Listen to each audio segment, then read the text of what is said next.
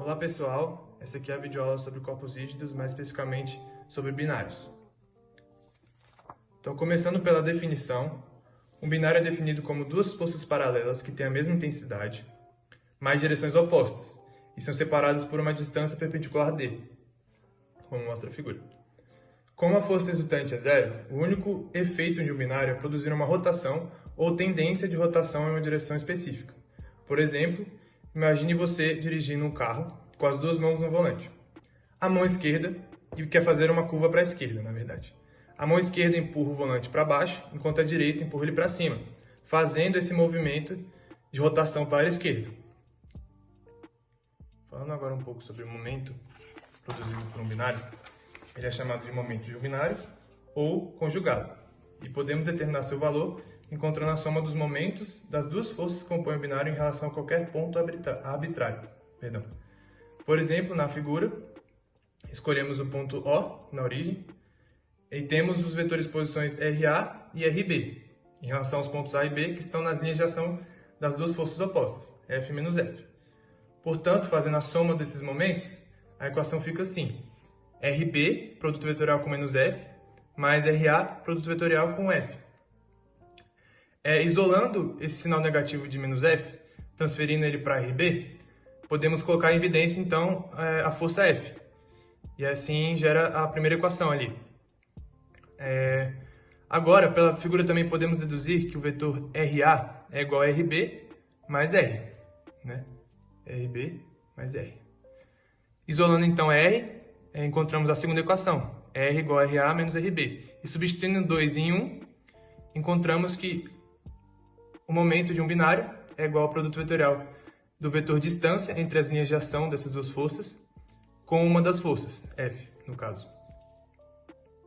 E isso, então, indica que o momento de um binário é um vetor livre, ou seja, ele pode agir em qualquer ponto, já que depende apenas do vetor posição R, direcionado entre as forças, e não dos vetores posições RA e RB, direcionados do ponto arbitrário O até as forças. E esse conceito é exatamente o oposto do momento de uma força, que requer um ponto ou um eixo definido em relação ao qual os momentos são determinados. Né? E fazendo uma interpretação escalar apenas do momento, a gente pode encontrar ele pelo módulo das forças vezes a distância perpendicular entre as linhas de ação. Ele é dado em newtons por metro. Para achar a sua direção e sentido, a gente utiliza a regra da mão direita. Né?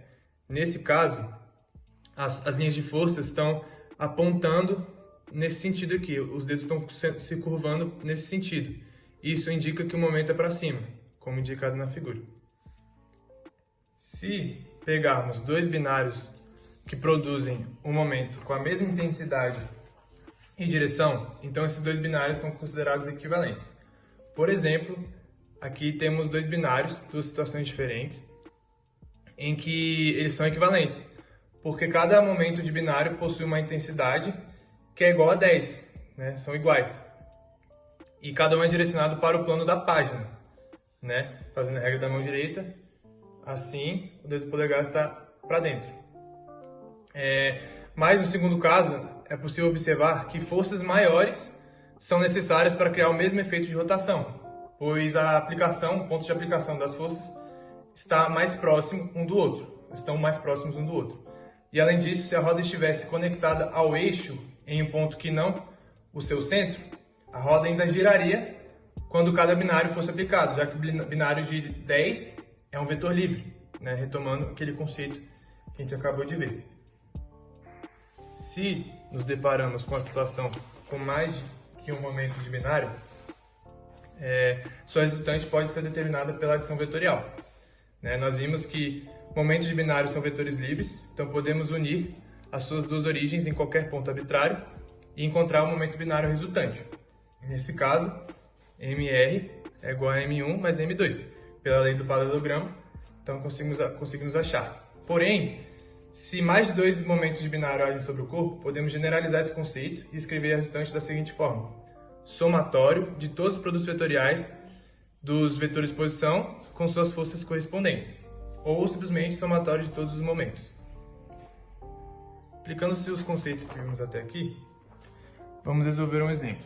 Duas cavilhas de 60 centímetros de diâmetro são montadas sobre uma placa de aço em A e C, como mostrado na figura.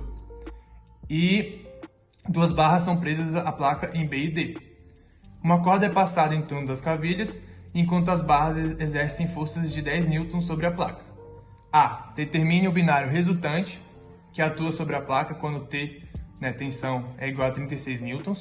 E B. Se apenas a corda for usada, qual o valor da tração mínima para se criar o mesmo binário? Resolvendo então o item A, que é o binário resultante, podemos achá-lo pelo somatório de todos os momentos de binário aplicados na figura. Temos o par de forças com intensidade 10 e o par de forças com intensidade 36. O momento provocado pelo par de forças com intensidade 10 é descrito aqui, em que ele é negativo, visto que pela regra da mão direita ele entra para o plano do papel. Enquanto o outro, das forças de tensão, é o contrário. Seria pela regra da mão direita para cima, então positivo. Fazendo então a soma dos dois, a gente acha 8.620. Porém, ele dá em centímetros, então temos que passar para o SI, para metros. Então é só dividir por 100. Para o item B, em que ele deseja encontrar a tração mínima, mantendo-se o valor de momento resultante encontrado no item A, devemos então achar a distância máxima entre as linhas de ação das forças. Para isso, vemos aqui na figura que há um triângulo retângulo, de A até D, em que a sua medida é 285, e de D até C, em que sua medida é 380. Com isso conseguimos achar a hipotenusa, ou seja, a distância entre o centro desse círculo aqui, ou seja, o ponto A, até C, o centro do outro círculo, da outra cavilha. Porém, essa distância não é suficiente, pois faltaria o raio das duas cavilhas, dessa e dessa, ou seja, o diâmetro. Pelo enunciado, podemos saber que esse diâmetro, na verdade, é 60. Então, com isso, fechamos essa distância total entre as linhas de ação das forças por essa equação, em que 380 ao quadrado mais 285 ao quadrado também, raiz dessa soma, mais 60, totaliza 535 centímetros, a distância máxima.